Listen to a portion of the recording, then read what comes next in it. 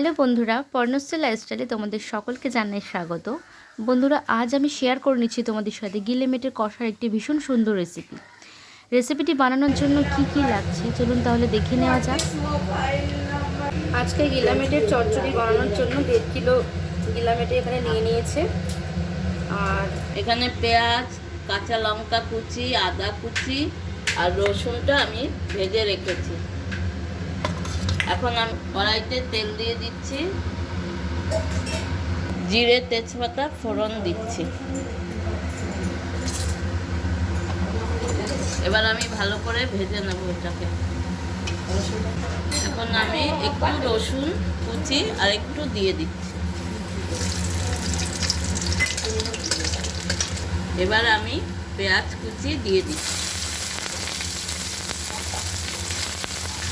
এবার আমি ভালো করে পেঁয়াজটা ভেজে নেব। 1 চামচ লবণ দিয়ে দিচ্ছি পেঁয়াজটা তাড়াতাড়ি ভাজা হওয়ার জন্য। পেঁয়াজ আমার ভাজা প্রায় হয়ে গেছে। এবার আমি আদা লঙ্কা দিয়ে দিচ্ছি।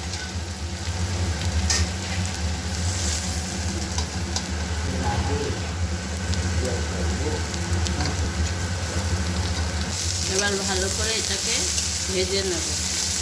তারপরে টমেটো দেব। তেল অল্প দিয়েছি কারণ গিলেতে একটু তেল আছে সেজন্য। এবার আমি ভাজা এগুলো হয়ে গেছে, আমি টমেটো দিয়ে দিচ্ছি।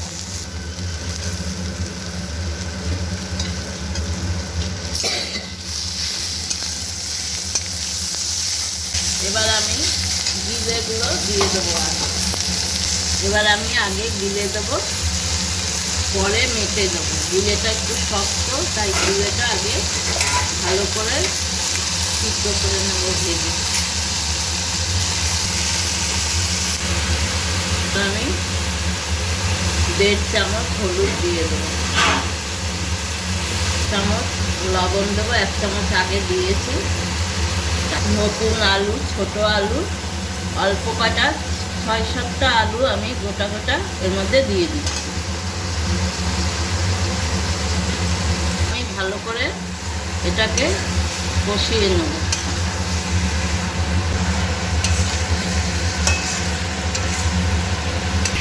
এবার আমি 1 চামচের মতো গোলমরিচ দিয়ে দিই। এবার আমি একটু ঢেকে দিচ্ছি 20 মিনিট। গিলাগুলো সিদ্ধ হওয়ার জন্য 20 মিনিট ঢেকে দিলাম। মিনিট হয়ে গেছে, আমি ঢাকা খুলে নিচ্ছি। এবার আমি দেখছি আমার পুরো জল টেনে গেছে। গিলাগুলো আমার অনেকটা সিদ্ধ হয়ে গেছে। এবার আমি মেটেগুলো দিয়ে দিচ্ছি। এগুলো টুকরো করে রেখেছি, এবার আমি মেটেটা দিয়ে দিচ্ছি। দিয়ে ভালো করে নেড়ে, দেখেছেন কত তেল বেরিয়েছে, আমি তো একটু তেল দিয়েছি সামান্য। এবার এখানে রসুন ভেজে রেখেছি খানিকটা, সেটা আমি এখন দিয়ে দিচ্ছি। ভালো করে নেড়ে আবার 20 মিনিট ঢেকে রাখবো। এটা আমি ভাজা ভাজা করব, জল দেব না। এবার আমি ঢেকে দিচ্ছি। 20 মিনিট বাদে আমি এই ঢাকা খুলে দেখব। 20 মিনিট হয়ে গেছে, এবার ঢাকনাটা খুলে নিচ্ছে।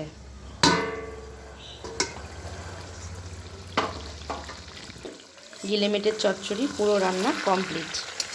গিলেমেটের অনেক রকম রেসিপি হয়তো আপনারা এর আগে খেয়েছেন, তবে এই রেসিপিটি ট্রাই করে দেখতে পারেন। এটা একেবারে নতুনত্ব, খুবই সহজ পদ্ধতিতে। বিশেষ করে শীতের দিনে রুটি দিয়ে কিংবা গরম ভাতে এরকম ঝাল ঝাল সুস্বাদু খাবার খেতে খুবই ভালো লাগে। আপনারা ট্রাই করে দেখতে পারেন। আর আমার এই রেসিপিটি আপনাদের কেমন লাগলো কমেন্ট করে জানাবেন। ভালো লাগলে লাইক শেয়ার করবেন এবং আমার চ্যানেলটিকে সাবস্ক্রাইব করতে একদম ভুলবেন না। তাহলে আবার দেখা হচ্ছে আপনাদের সাথে নেক্সট ব্লগে।